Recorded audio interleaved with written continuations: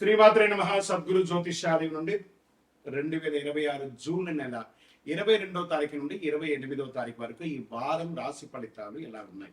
మేషరాశి నుంచి మీనరాశి వరకు ప్రతి వరకు ఒకరికి ఒక క్యూరియాసిటీ, నాకు ఈ వారం ఆరోగ్యం ఎలా ఉంటుంది, ఉద్యోగం ఎలా ఉంటుంది, వ్యాపారం ఎలా ఉంటుంది, నా జీవితం అంతా ఎలా ఉంటుందని తెలుసుకునే ఒక తాపత్రయంలో మా ఛానల్ చూస్తున్నటువంటి మిత్రులారా, చూస్తున్నారు కదా, సబ్స్క్రైబ్, ఒక లైక్, ఒక షేర్, ఒక గంట కొట్టేద్దామా? రైట్.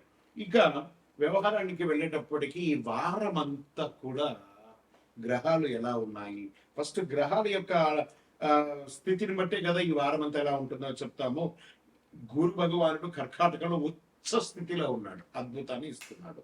శని మీనరాశిలో వక్రగతిలో ప్రభావం చేస్తున్నాడు. కుజుడు సింహరాశిలో ఉండడం వల్ల ధైర్యం, రాజకీయ నాయకత్వ అంశాలు జరపబడుతున్నాయి. రాహు కుంభంలో, కేతు సింహంలో ప్రభావం చెప్తున్నారు. ఇవన్నీ కూడా చంద్రగ్రహ రాశి ప్రకారంగా చూస్తున్నాం.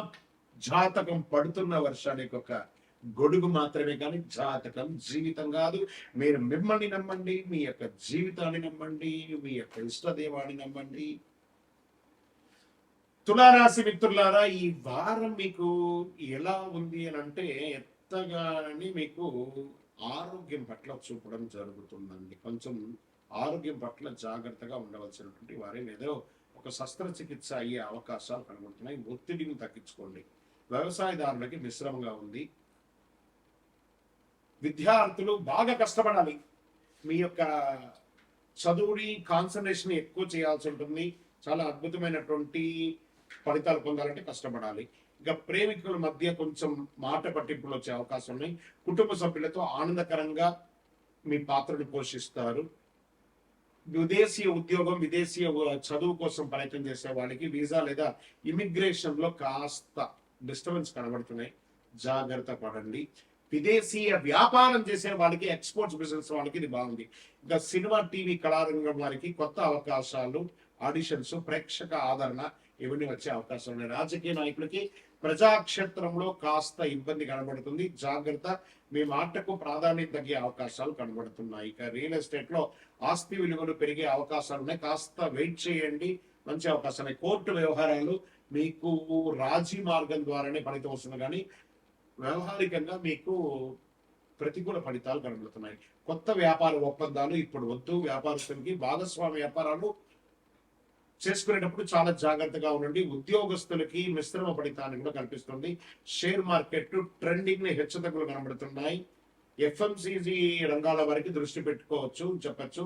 సర్వీస్ సెక్టర్ల వారికి, మార్కెటింగ్, సేల్స్, కస్టమర్ రిలేషన్ రంగాల వారికి కొత్త క్లయింట్లు, కొత్త ఒప్పందాలు వచ్చే అవకాశాలు కనబడుతున్నాయి.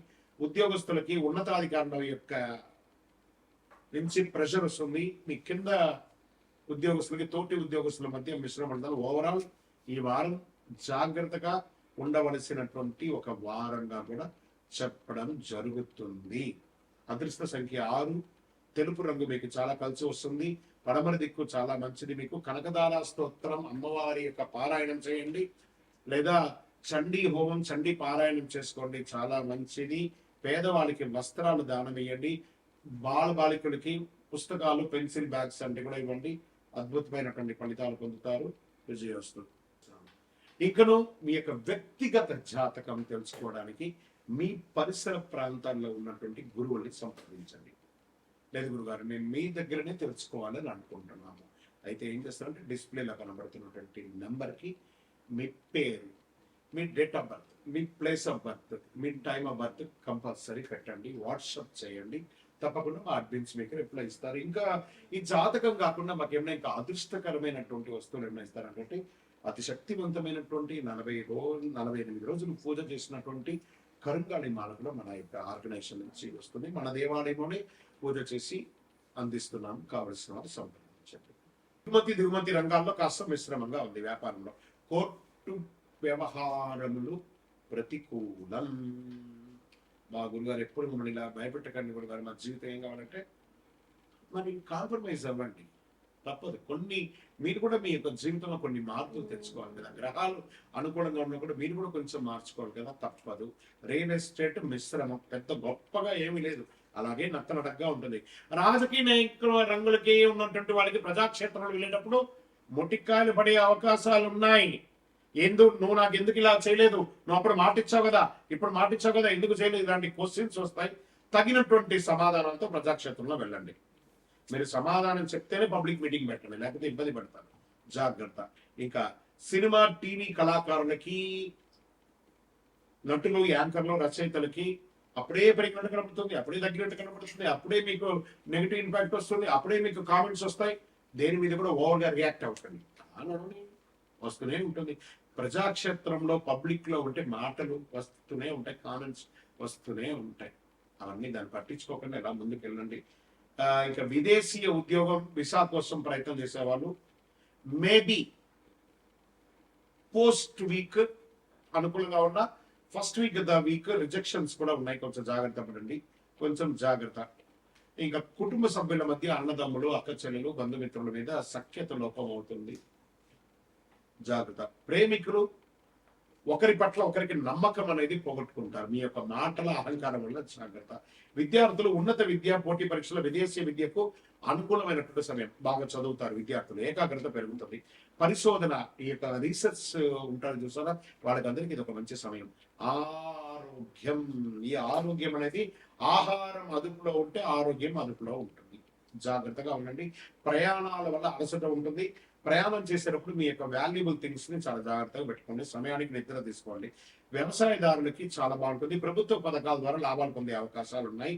ధాన్యాలు, పప్పు ధాన్యాలు, పండ్ల తోటలు రైతులకి బాగా అనుకూలం.